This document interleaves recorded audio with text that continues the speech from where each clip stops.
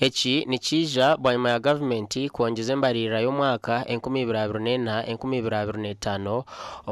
n'obucweka 13 kuruga aha bucweka 58 ebire kozirwe nukwe kuzahara trillion 72 n'akatonyezo kamwe nguhine nshobiinche ezabire zikozirwe obu Ministry ya Finance yanjuririsha enjero embarire yabandize kurugira Minister w'ebyesente oyanjuririsha enjero government amane gatiro mbyo kwerinda ebyo buhinji no kurwanisa obworo kurabira mu PDM NADS hamwe n'ezindi projects. Commercial agriculture, industrialization,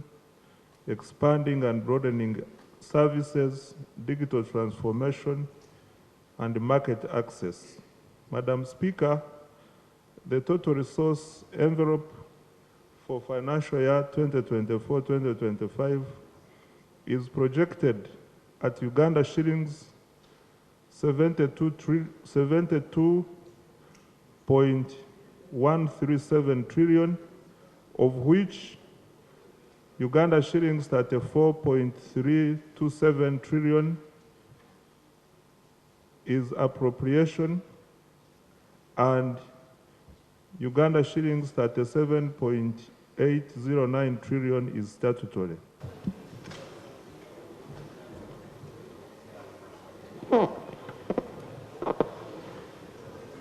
The next sitting that we are going to have, next session, we say we are people-centered parliament. Not so. We need to take parliament to the people.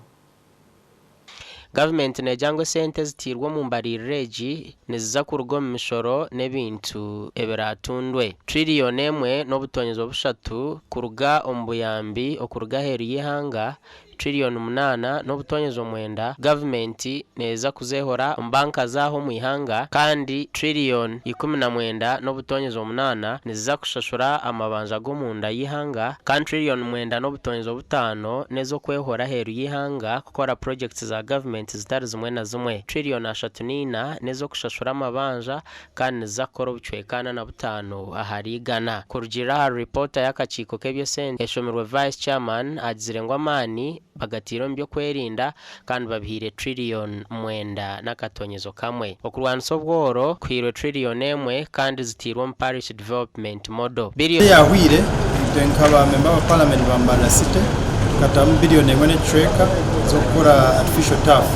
ahingambira national council ya sports tunire billion 1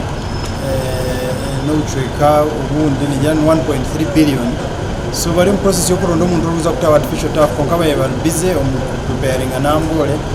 hosting empire kuza kujo mu yanga za etumbi bude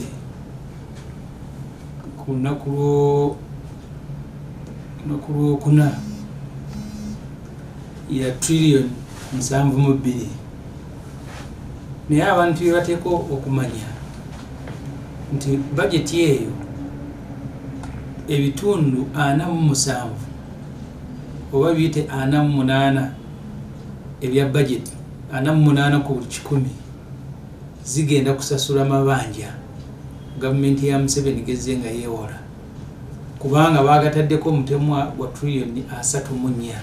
itwe nk'abantu ba Rwampara ekitwenda kwesimisa n'ekiturinzire no kugira ngo itwe nka Rwampara district gamese ebase kutebyo mahati kandi eja kutwa sente zo gure byo mibisigireyo ebirijo mu mwaka okwije cya kabiri kirwariro tuyenza kureka ngo amarwaro gitugayongera kubaho kirwariro yitiri Karabo ergamete tuyire kutandika go mwaka sente tuzitira mu budget neza kuzaho billion 100 zitirwa mu myoga billion 50 zitirwa ha microfinance support center n'entekateka za government ezindi ezigenderire kwiha abantu mu bworo bitabanyishengero basigara bari kutangara nko ku government erafune sente zo kutoma mbarire reg gasha kwa Jimmy Mhumza